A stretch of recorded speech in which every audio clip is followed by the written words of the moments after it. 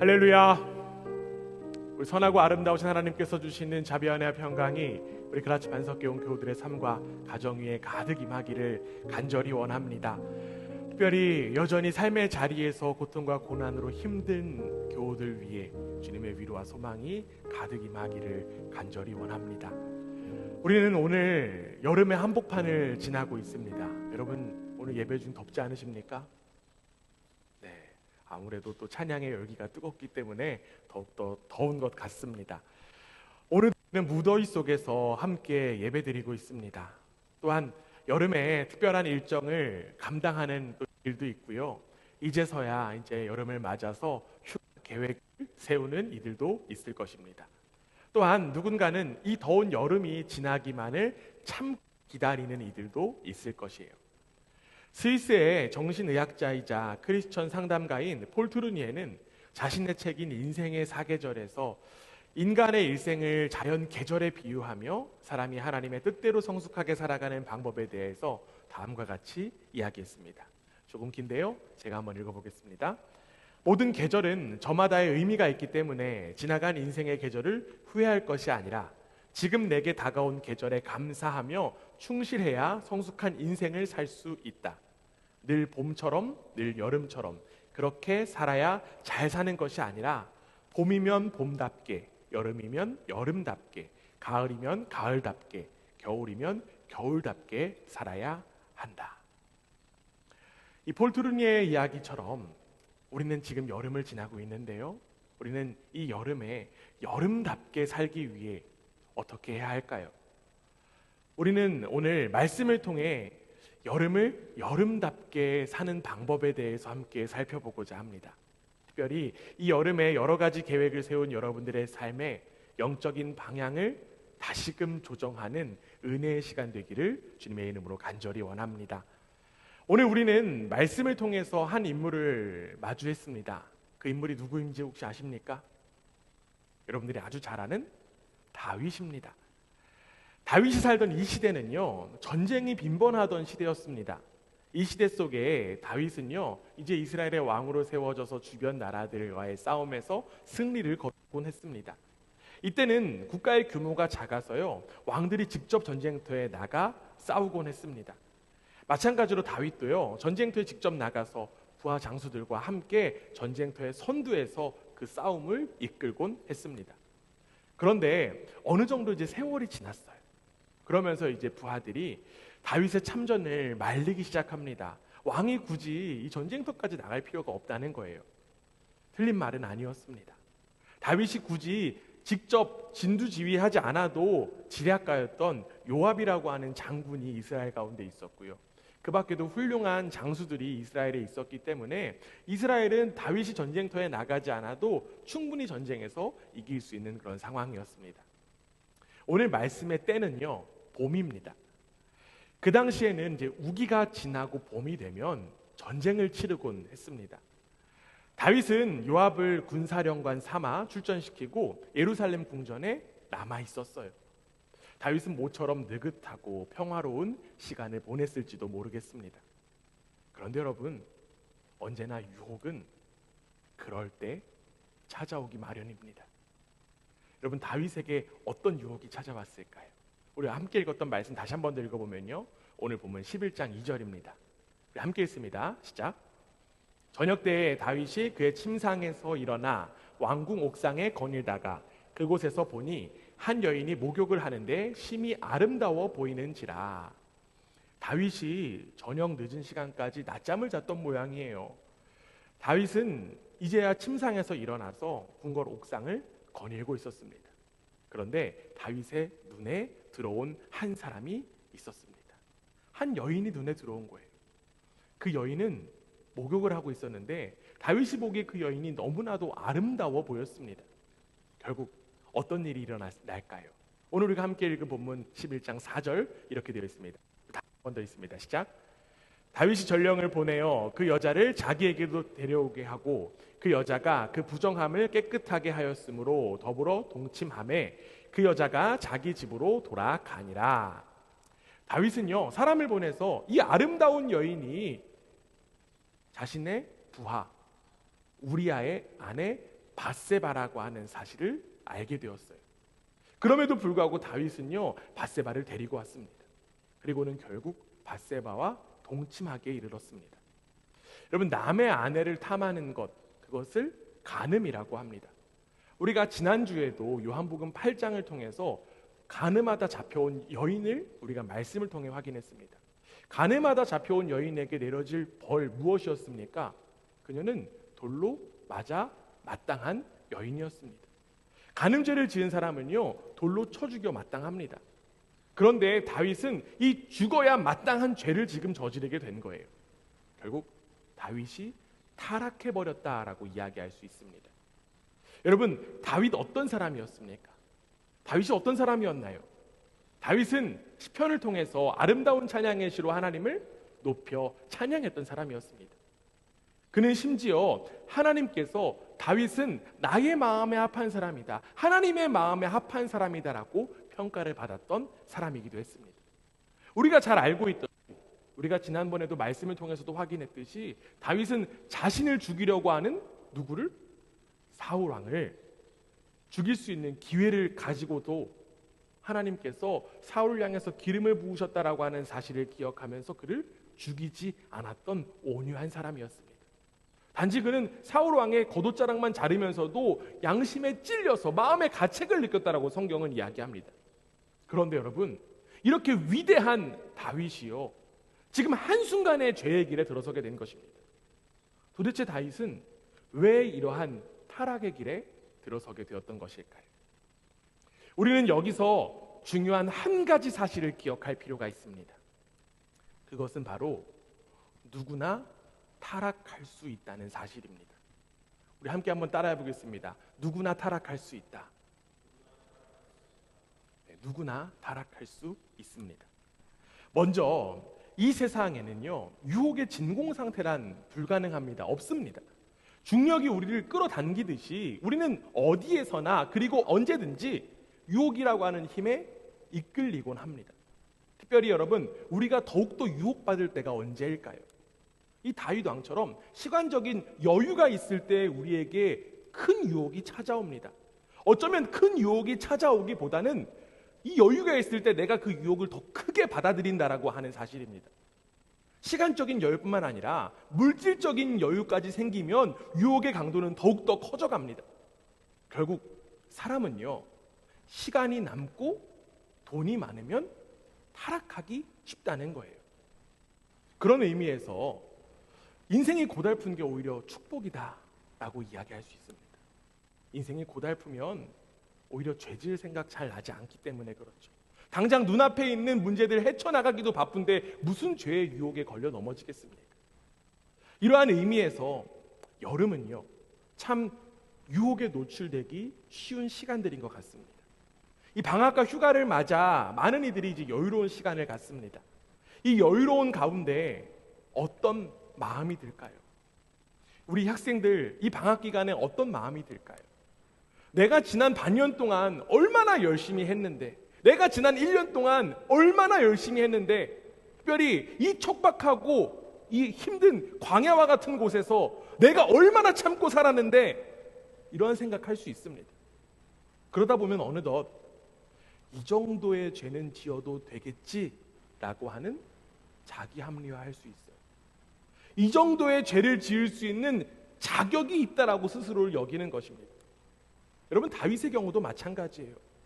다윗도 이러한 생각을 했을 수도 있습니다. 내가 이 나라를 위해서, 이 이스라엘을 위해서 이 한 몸 불살랐는데 그깟 간통 한 번이 대수인가?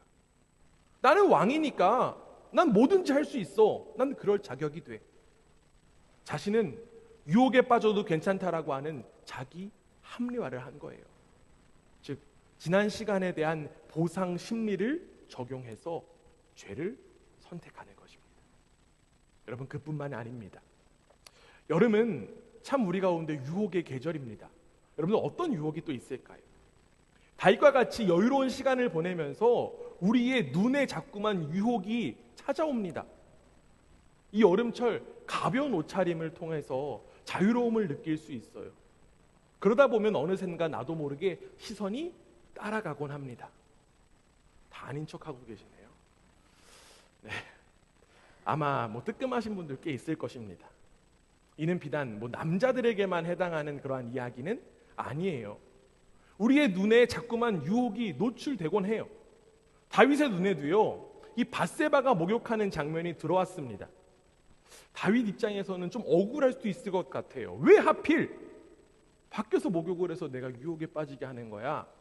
아무도 볼 수 없는 곳에서 목욕하면 되는데 왜 내 눈에 들어오는 거야? 그런데 여러분, 밧세바가 목욕한 것이 잘못일까요? 아니면 다윗이 그 모습을 보고 음욕을 품었다라고 하는 게 잘못일까요? 이처럼 여름은 우리에게 유혹의 시간으로 찾아옵니다. 우리가 쉽게 타락의 길에 들어설 수 있는 시간이 바로 여름이에요. 우리는 여기서 앞서 이야기한 누구나 타락할 수 있다라고 하는 생각을 반드시 기억할 수 있어야만 합니다. 즉, 나도 타락할 수 있다라고 하는 그러한 생각, 나에게 적용해야 된다라고 하는 거예요. 미국의 스카솔즈라는 목사님이요, 리더의 눈물이라고 하는 책에서 이러한 이야기들을 남겼습니다. 한 유명한 목사님이 있었다고 해요. 그 목사님은요, 이제 교역자들이 함께 모인 그 회의 자리에서 이렇게 이야기했다라고 합니다. 사탄이 나를 수만 가지 방법으로 시험할 수 있지만 단 하나, 나의 가정만은 건드릴 수가 없습니다. 이렇게 한 목사님이 호언장담을 했다라고 해요. 그런데 이 목사님에게 어떤 일이 일어났을까요? 그 회의가 열린 지 지나고 1년이 채도 되지 않은 채 그 목사님은 한 유부녀와 불륜이 사건에 휘말리게 되었다라고 합니다. 불륜이 발각되었대요. 이러한 이야기를 통해서 우리가 바라볼 수 있는 건 무엇일까요? 야, 목사가 어떻게 그런 짓을 하냐? 라고 하는 그러한 생각할 수도 있지만 우리는 언제나 죄에 있어서 자신만만해서는 안 된다라고 하는 생각을 할 수 있어야만 합니다. 저와 같은 목사는 물론이고요, 모든 사람은 타락할 수 있는 연약한 존재라고 하는 사실입니다. 우리는 나도 타락할 수 있다라고 하는 현실에 직면할 수 있어야 돼요. 이러한 안타까운 현실 속에서 야, 목사도 그러는데 다윗도 그랬는데 이러한 생각할 수도 있어요.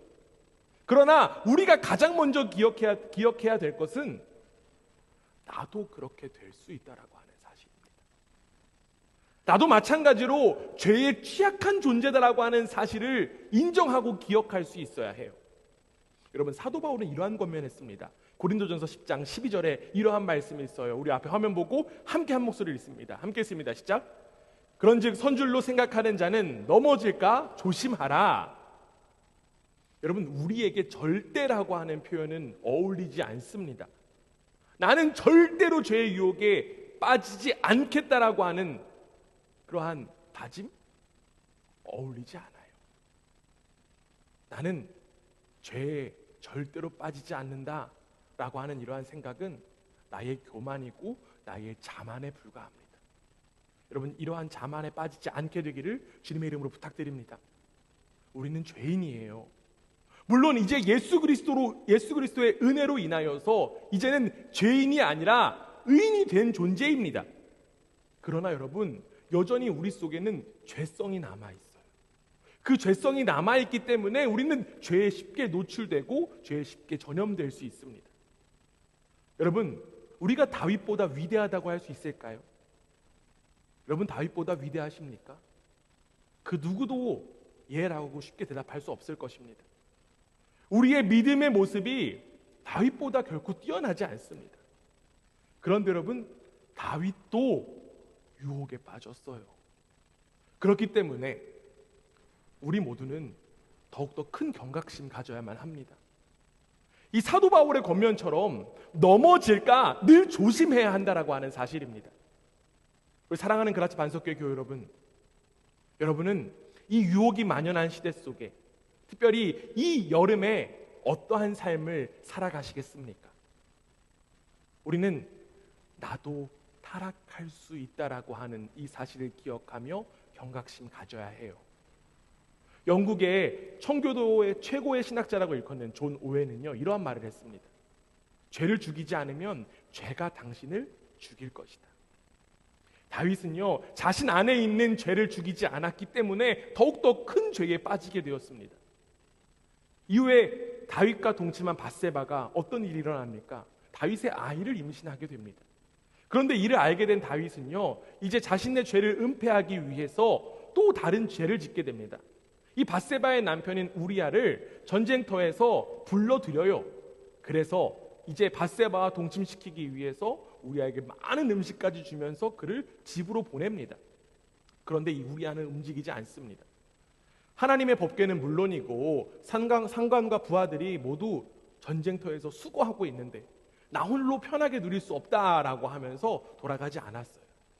이제 마음이 급해진 다윗은요, 이제 전쟁터에 있는 그 요압 장군에게 편지를 써서 이 우리아 편에 보냈습니다. 다윗이 보낸 편지에는 우리아를 가장 전투가 치열한 곳으로 보내라라고 하는 명령이 담겨 있었습니다. 결국 우리아는 성 가까이에서 전투를 벌이다가 죽임을 당하게 되었습니다. 여러분, 우리아만 죽임 당한 것이 아닙니다. 우리아와 함께했던 수많은 병사들도 죽음을 당했습니다. 이처럼 죄는 또 다른 죄를 낳기 마련입니다. 이 다윗의 간통죄는요, 살인죄까지 이르게 하는 도화선이 되었습니다. 야고보 사도는 우리에게 이러한 권면을 합니다. 야고보서 1장 14절 15절입니다. 함께 읽습니다. 시작. 오직 각 사람이 시험을 받는 것은 자기 욕심에 끌려 미혹됨이니 욕심이 잉태한즉 죄를 낳고 죄가 장성한즉 사망을 낳느니라. 아멘. 여러분, 욕심이 죄를 낳고요, 죄가 사망을 낳습니다. 이것이 바로 죄의 특성이에요. 죄는요, 또 다른 죄를 짓게 만듭니다. 또 다른 죄를 나타냅니다. 그리고 그 죄는 결국 우리를 죽음까지 이끌고 간다라고 야고보 사도는 이야기하고 있습니다. 여러분, 죄에 있어서 이 정도는 괜찮겠지는 없습니다. 행동으로 옮기지 않는다라고 해서 끝이 아니에요. 우리는 간혹 행동으로 옮기지 않는 한 음욕이나 험담이나 분노를 조금 품는 것은 괜찮다라고 생각할 때가 있습니다. 인간은 죄인이니까 누구나 그런 거야, 이렇게 합리화해요.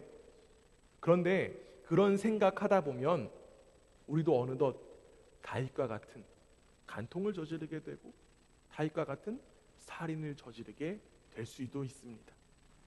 죄가 또 다른 죄를 낳는다라고 하는 사실 우리는 반드시 기억할 수 있어야 돼요. 이 다윗을 향해 하나님께서 어떻게 평가하셨을까요? 이렇게 또 다른 죄를 짓게 된 다윗을 향해서 하나님 어떻게 말씀하셨을까요? 사무엘하 11장 27절에 이렇게 되어 있습니다. 함께 읽습니다. 시작. 그 장례를 마침에 다윗이 사람을 보내 그를 왕궁으로 데려오니 그가 그의 아내가 되어 그에게 아들을 낳으니라. 다윗이 행한 그 일이 여호와 보시기에 악하였더라. 다윗은요, 자신의 모든 죄가 숨겨졌을지는 몰라도, 숨겨진 것처럼 느꼈을지는 몰라도 이 모든 사건을 하나님께서는 분명하게 아셨습니다. 그렇기 때문에 하나님은 다윗이 행한 일 아주 악하였도다라고 말씀하신 거예요. 이처럼 하나님은요, 이 세상에 일어나는 모든 악한 일 감찰하시는 분이십니다.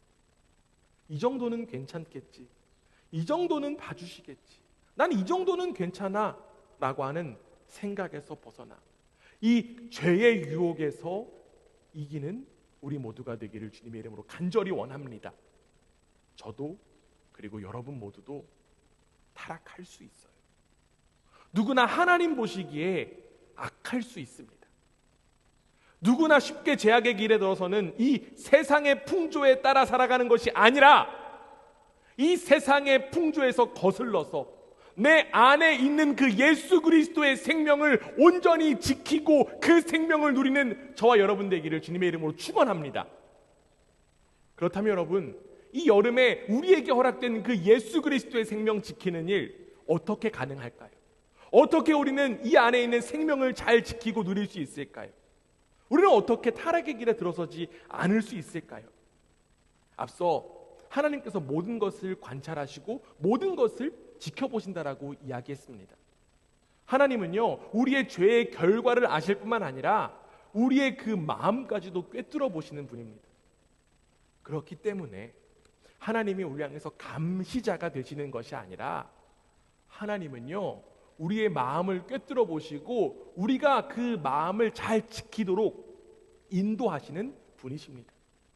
안타까운 것은 우리가 하나님께서 나를 지키고 계신다라고 하는 사실을 모른 채 내 마음이 가는 대로, 내 마음대로 행동한다라고 하는 사실입니다. 그렇다면 여러분, 지금 이 다윗이 범죄한 상황 가운데 하나님은 어떻게 다윗을 지키셨을까요?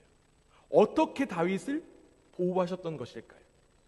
하나님은 이 여름에 우리를 어떻게 죄에서부터 보호하실까요? 우리는 이 죄를 짓게 된 다윗의 장면 다시 한번 돌아가 보기 원합니다. 아까 읽었던 말씀 사무엘하 11장 3절인데요. 우리 다시 한번 읽습니다. 시작. 다윗이 사람을 보내 그 여인을 알아보게 하였더니 그가 아뢰되 그는 엘리암의 딸이요 햇사람 우리아의 아내 밧세바가 아니니까 하니, 다윗이 지금 한 여인 그 밧세바가 목욕하는 장면을 보았어요. 지금 다윗은 아직 그 여인이 밧세바인지 모릅니다. 이에 신하를 보내서 그 여인이 누구인지를 알아보게 하죠. 지금 다윗의 명령에 신하가 뭐라고 대답하고 있습니까? 그 여인은 엘리암의 딸이고 햇사람 우리아의 아내 밧세바입니다 라고 이야기하지 않았습니다. 지금 뭐라고 이야기했습니까? 그 여인은 밧세바가 아닙니까? 라고 물었습니다. 신하의 대답은요, 그냥 보고하는 이야기가 아니에요. 이 대답에는 이러한 뉘앙스가 담겨 있습니다. 왕이시여, 말도 안 됩니다. 이 여인은 손대서는 안 되는 여인이 아닙니까? 다윗은 신하에게 이 여인이 누구인지를 알아보라고만 명령했어요. 아직 데려오라는 이야기 전혀 하지 않았습니다. 그냥 알아보고만 했어요. 그런데 신기하게도 지금 다윗의 부하는 다윗의 마음을 꿰뚫어 보는 것처럼 다윗에게 이야기하고 있습니다. 이 신하는 어떻게 다윗의 마음을 꿰뚫어 볼 수 있었던 것일까요? 신하에게 사람의 마음을 꿰뚫어 볼 수 있는 신비한 능력이라도 있었던 것일까요? 우리는 이 비밀을 알기 위해서 생각해보고 떠올려야 할 말씀이 있습니다. 하나님께서요, 이 사울 왕의 완악함을 아시고 이제 이스라엘의 새로운 왕을 세우시려고 하셨습니다. 그래서 사무엘에게 명령하셨어요. 새로운 사람을 왕으로 세워야 된다고. 이제 베들레헴 사람 이새의 아들 중에서 그 중에 한 명을 왕으로 세우기 위해 사무엘이 이새의 집을 방문했습니다. 이렇게 사무엘은 다음 왕이 누굴지를 해서 확인했어요. 결국 사무엘은 다윗을 만나게 되었고요. 그런데 그때 어떤 일이 일어났을까요? 말씀 한번 찾아보면요, 사무엘상 16장 13절 이렇게 되어 있습니다. 우리 함께 읽습니다. 시작. 사무엘이 기름 뿔병을 가져다가 그 형제 중에서 그에게 부었더니 이날 이후로 다윗이 여호와의 영에게 크게 감동되니라. 사무엘이 떠나서 라마로 가니라. 사무엘은 하나님의 명령에 따라서 다윗에게 기름을 부었습니다. 그리고 지금 성경은 분명하게 이야기하고 있어요. 그날 이후로 다윗에게 무엇이 임했습니까? 여호와의 영이 임했다라고 지금 이야기하고 있습니다. 다윗은 이제 여호와의 영의 감동에 따라 살아가는 인생이 되었습니다. 여기에 지금 영이라고 하는 단어, 히브리어 원어로 뭘까요? 루하흐 더 워십, 뭘까요? 루하흐죠, 루하흐. 그렇죠? 이 영, 하나님의 영, 성령을 이야기합니다. 즉 다윗은요, 이제 하나님의 영인 성령에 따라 삶을 살아가는 것입니다. 이처럼 다윗은 성령의 사람이었어요. 다윗이 위대한 인생을 살아갈 수 있었던 것, 그가 뛰어난 능력을 가진 것도 있을 수 있겠지만 무엇보다도 누구의 인도하심이 있었을까요? 성령의 인도하심이 있었다라고 하는 사실입니다. 다윗이 훌륭한 시를 지어서 하나님을 찬양할 수 있었던 것도요, 결국 성령의 인도하심이 그 가운데 있었기 때문입니다. 다윗이 이렇게 훌륭한 인품과 인격을 가질 수 있었던 것도 결국 다윗이 성령의 사람으로서 성령의 열매를 맺은 것뿐입니다. 같은 맥락에서 보면 다윗은 이제 성령의 열매를 늘 맺는 사람이어야만 합니다. 그런데 여러분, 우리가 잘 아는 것처럼, 지금 우리가 말씀을 통해 살펴본 것처럼 다윗은 성령의 열매가 아니라 죄의 열매를 맺었습니다. 그런데 여러분, 그 죄의 열매를 맺으려는 그 순간 성령님께서 어떻게 역사하시고 계셨습니까? 이 장면 속에 성령님의 역사가 어디서 나타납니까? 성령이 가만히 있으셨습니까? 아닙니다. 성령님은요, 다윗의 길, 의의 길로 인도하셨습니다. 다윗 속에 있는 양심을 통해서도 분명히 말씀하셨겠지만 무엇보다도 그 양심의 소리를, 그 마음의 소리를 듣지 못하니까 다른 사람의 입술을 통해서라도 이 다윗을 지키시고 보호하셨다라고 하는 사실입니다. 이처럼 신하가 밧세바가 아니니까 라고 하는 물음, 다윗이 죄악에서 벗어날 수 있게 하신 성령의 보호하심이고 인도하심이었다라고 하는 사실입니다. 그런데 문제는요, 그 음성을 다윗이 제대로 듣지 못했다라고 하는 사실입니다. 그래서 어떻게 합니까? 밧세바를 데리고 오게 하죠. 우리가 함께 읽은 이 개역개정 성경에는요, 4절 시작에 아무 표현이 없는데요, 세번역 버전에 보면 어떻게 되어 있냐면 그런데도 라고 하는 표현으로 시작합니다. 신하가 밧세바가 아닙니까? 라고 이야기했지만 그런데도 다윗은 밧세바를 데려오겠다라고 하는 사실입니다. 이 다윗은 자신의 눈에 보인 여인을 탐하는 그 욕망에 사로잡혀서 성령의 음성을 듣지 못했던 거예요. 결국 우리가 이 타락한 시대 속에서 특별히 유혹이 만연한 이 여름에서 생명의 길을 걸어갈 수 있는 비결, 성령의 음성에 귀를 기울이는 것입니다. 우리 함께 따라하기 원합니다. 성령의 음성에 귀를 기울입시다. 옆에 분들 한번 바라보시면서 성령의 음성에 귀를 기울이는 여름이 됩시다. 네. 고개만 숙이게 하시면 안 되는데, 네. 성령의 음성에 귀를 기울이는 우리 모두가 되기를 원합니다. 다윗은요, 성령은요, 다윗에게만 임하신 거 아니에요. 바로 저와 여러분 가운데 신이 임하신 줄 믿습니다. 요한복음 14장 16절에 보면 예수님께서 이러한 말씀하셨어요. 함께 했습니다. 시작. 내가 아버지께 구하겠으니 그가 또 다른 보혜사를 너희에게 주사 영원토록 너희와 함께 있게 하리니. 할렐루야. 예수님께서는 제자들에게 말씀하셨어요. 보혜사 성령님을 주셔서 영원토록 너희와 함께 있게 하겠다라고 약속하셨습니다. 여기에 나온 보혜사라고 하는 단어, 헬라어 원어는요, 파라클레토스입니다. 이 파라클레토스라고 하는 이 단어, 변호사, 조력자, 위로자, 도움 주는 사람의 뜻입니다. 즉 우리를 도우시고 지키시는 보혜사 성령님이 저와 여러분에게 이미 허락되었다라고 하는 사실입니다. 그렇다면 여러분, 우리에게 이미 임하신 이 성령님이 우리를 어떻게 지키시고 보호하시고 인도하실까요? 우리 말씀 한 번 더 보면요, 요한복음 16장 13절에 이렇게 되어 있습니다. 함께 있습니다. 시작. 그러나 진리의 성령이 오시면 그가 너희를 모든 진리 가운데로 인도하시리니 그가 스스로 말하지 않고 오직 들은 것을 말하며 장래 일을 너희에게 알리시리라. 지금 예수님께서 성령을 가리켜서 뭐라고 말씀하셨냐면 진리의 영이라고 말씀하셨어요. 진리의 영이신 성령님은요, 우리를 진리로 인도하십니다. 그렇다면 여러분, 성령님이 인도하는 진리는 무엇이고 누구입니까? 예수님이에요. 예수님께로 인도하는 영이 바로 성령님입니다. 결국 우리의 생명의 근원이신 예수님께로 인도하는 영이 바로 성령이라고 하는 거예요. 우리 각자의 목표, 각자의 생각으로 인도하시는 것이 아니라 우리를 생명으로 인도하시는 분이 바로 성령님이라고 하는 사실입니다. 그렇기 때문에 성령님은요, 우리가 생명의 길을 온전히 걸어갈 수 있도록 지금도 여전히 우리 모두를 지키시고 보호하시는 줄 믿습니다. 마찬가지예요. 다윗에게 담겨있는 이 생명을 온전히 지킬 수 있도록 성령님께서 일하고 계셨습니다. 심지어 다른 사람의 입술을 통해서 다윗이 깨닫고 돌이키도록 역사하셨다라고 하는 사실이에요. 그런데 문제는 무엇입니까? 앞서 이야기한 것처럼 다윗이 성령의 인도하심을 제대로 알지 못했다라고 하는 사실입니다. 다윗은 듣지 못했어요. 다윗은 깨닫지 못했습니다. 왜 그랬을까요? 다윗은 육체의 욕망에 빠져 있었기 때문에 그래요. 이를 가리켜서 사도 바울이 이렇게 이야기하죠. 갈라디아서 5장 17절 이렇게 되어 있습니다. 함께 읽습니다. 시작. 육체의 소욕은 성령을 거스르고 성령은 육체를 거스르나니 이 둘이 서로 대적함으로 너희가 원하는 것을 하지 못하게 하려 함이니라.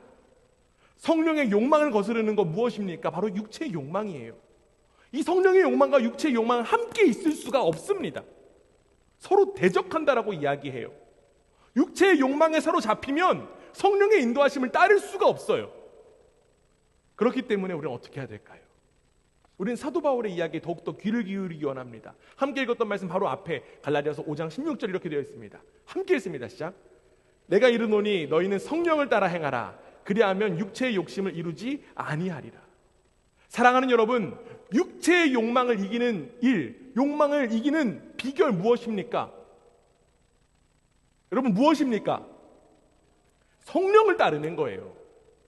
다른 것 아닙니다. 오직 성령을 따를 때 우리가 육체의 욕망을 이겨낼 수 있습니다. 많은 분들이요, 육체의 욕망에서 벗어나고 싶어 합니다. 특별히 이 유혹의 계절인 여름에 자꾸만 그 유혹에 벗어나고 싶어서 발버둥을 쳐요. 그러나 여러분, 유혹의 끝이 없어요. 남자분들만 특정해서 좀 이야기하기 죄송하지만 예를 드는 거예요. 자꾸만 저 노출된 의상을 보면서 나 왜 이러지? 눈을 빼버려야겠다, 막 이런 생각이 들 수도 있습니다. 그런데 여러분, 아무리 내가 음욕을 품지 않고 싶다고 다짐하고 결심해도 그렇게 할수록 우리는 그 유혹 가운데 더 들어갈 뿐이에요. 내가 안 보겠다고 눈을 감으면 어떻습니까? 우리의 생각이 계속 나요. 심지어 꿈에서도 나타납니다. 얼마나 안타깝습니까? 아마 여기 다이어트 해보신 분들이 잘 아실 겁니다. 내가 안 먹겠다고 결심하면 뭐합니까? 자꾸 치킨이 생각나는데, 어디선가 맛있는 냄새가 자꾸 올라오는 것만 같은데. 그런데 여러분, 사도 바울 지금 분명하게 이야기합니다.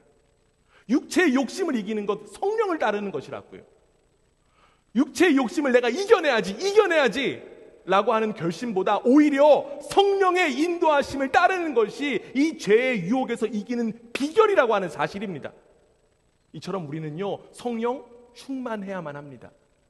이미 우리 속에 임하신 그 예수 그리스도의 생명을 지키는 일, 바로 하나님과의 친밀한 교제, 성령님과의 가장 가까운 교제를 통해서 가능한 줄 믿습니다. 여름에 그동안 만나지 못했던 사람들 만날 수 있는 기회가 있어요. 그 가운데에서, 그 교제 가운데에서 함께 죄에 빠지기보다 우리는 성령의 역사, 성령의 보호하심, 성령의 지키심과 인도하심에 귀를 기울일 수 있어야만 합니다. 성령님은요, 우리의 만남과 교제 가운데에서도 우리를 자꾸만 깨우십니다.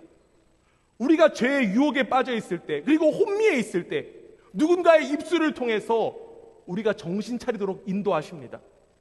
다윗이 들었던 밧세바가 아닙니까? 라고 하는 이 음성, 저와 여러분에게 들려오는 성령의 음성으로 받아들이고 믿음의 길 걸어가는 우리 모두가 되기를 주님의 이름으로 축원합니다. 사랑하는 우리 그라치 반석교회 교회 여러분, 우리는 주님의 은혜로 믿음의 길을 걸어갑니다.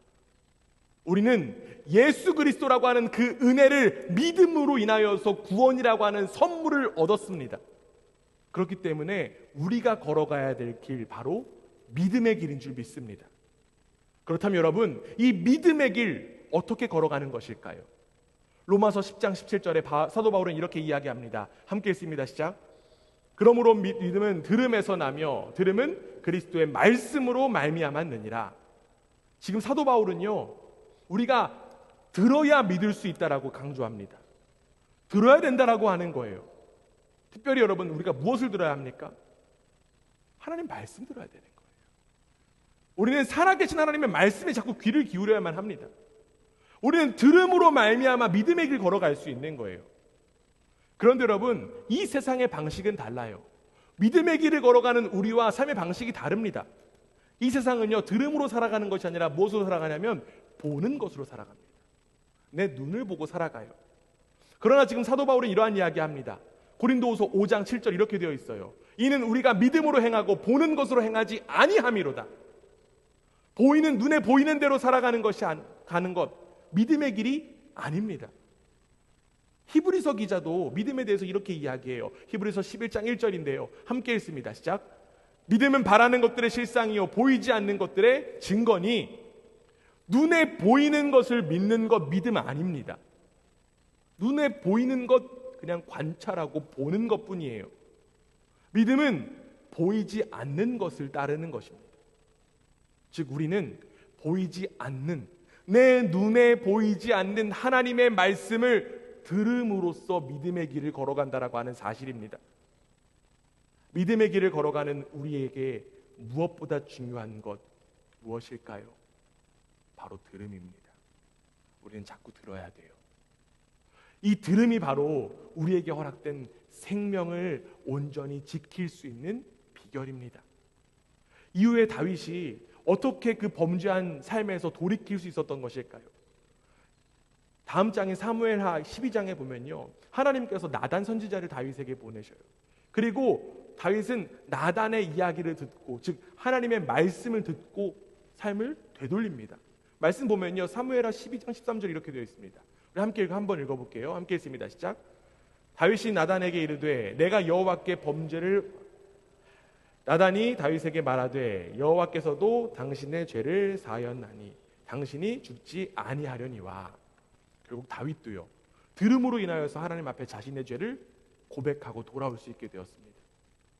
우리 사랑하는 교회 여러분, 우리가 살아가는 믿음의 길, 들음으로 살아갑니다. 옆에 분들하고 이렇게 한번 인사하겠습니다. 우리는 들음으로 살아갑니다. 우리는 자꾸만 하나님 음성 들어야 돼요. 여러분, 잘 듣기 위해서 어떻게 해야 될까요? 잘 듣기 위해서 자꾸 듣는 것밖에 방법 없습니다. 자주 들어야 돼요. 그래야 이 음성이 나를 향한 하나님의 음성인지 나를 파괴하는 사탄의 음성인지를 우리는 분별할 수 있습니다. 우리 집에 말을 좀 열심히 하는 시모니가 있어요. 시모니가 많은 말을 하는데 많은 말을 알아듣지 못하겠습니다. 답답합니다. 그런데 시모니의 말을 너무나도 잘 알아듣는 사람이 있어요. 누구냐면 바로 리아예요. 왜냐하면 리아랑 시모니랑 노는 시간이 굉장히 많기 때문에 리아가 중간에 통역을 해줄 때가 있습니다. 마찬가지예요. 우리가 하나님의 말씀을 자꾸 들어야 성령의 음성을 들을 수 있어요. 그렇기 위해서 이 여름에 우리가 더욱더 귀를 기울여야 하는 것, 바로 하나님의 말씀인 줄 믿습니다. 여름방학이라고 해서 하나님 말씀 듣는 거 방학해서 안 돼요. 휴가라고 해서 하나님 말씀 듣는 것도 쉬어서는 안 됩니다. 여러분, 하나님의 말씀을 들을 수 있는 최적의 자리, 최적의 환경 어디입니까? 어디입니까, 여러분? 잘 안 들어보셨나 봐요. 하나님의 음성을 들을 수 있는 최적의 자리, 최적의 환경은 바로 예배의 시간입니다. 우리는 예배의 시간을 통해서 하나님의 말씀을 듣습니다. 특별히 이 여름에 하나님의 음성을 잘 듣기 위해서 예배 시간 반드시 사수하는 여러분 되기를 주님의 이름으로 부탁드립니다. 여러분, 휴가라고 해서 예배도 휴가 아니에요. 우리는 언제든지 어디서든지 예배의 자리로 나아가서 하나님의 음성에 귀를 기울일 수 있어야만 합니다. 물론 내가 한국을 방문한다고 하면 내가 한국에는 섬기는 교회가 없을 수도 있습니다. 그러나 가능하면 주변 사람들과 함께, 주변 사람들 통해서라도 반드시 예배를 드림으로 하나님의 말씀을 듣는 여러분 되시기를 주님의 이름으로 부탁드립니다. 정 안 되면요, 환경적으로 너무 안 되면 우리 교회 얼마나 훌륭합니까?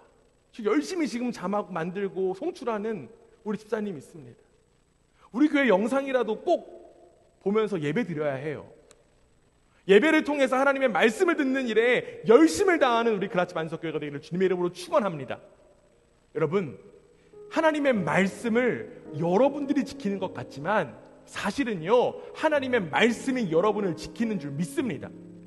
여러분에게 이미 허락된 생명을 지키시는 그 살아계신 하나님의 말씀에 귀를 기울이며 믿음이 성장하는 이 여름이 되기를 주님의 이름으로 간절히 원합니다. 오늘 설교의 제목이 무엇이었습니까? 봄에서 들음으로입니다. 어쩌면요, 이 봄이라고 하는 계절은 변화를 눈으로 느낄 수 있고 체감할 수 있는 시간들인 것 같습니다. 바라봄으로 인하여서 하나님의 그 솜씨를 느낄 수 있는 시간이 바로 봄입니다. 반면 여름은요, 들음으로 하나님의 살아계심을 체험하는 계절이라고 생각됩니다.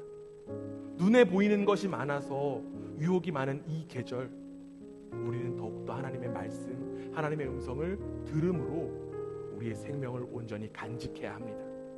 특별히 이 여름, 성장의 계절이라고 합니다. 우리는 성장의 이 계절에 우리의 믿음, 들음으로 인하여 성장할 수 있어야만 합니다. 하나님의 음성에 더욱더 귀를 기울이며 믿음이 성장하는 이 여름, 우리 모두가 되기를 주님의 이름으로 축원합니다. 그리고 이제 우리 함께 맞이할 가을에 주님께서 맺어주시는 귀한 성령의 열매를 가득 맺히는 우리 모두가 되기를 주님의 이름으로 축원합니다. 아멘.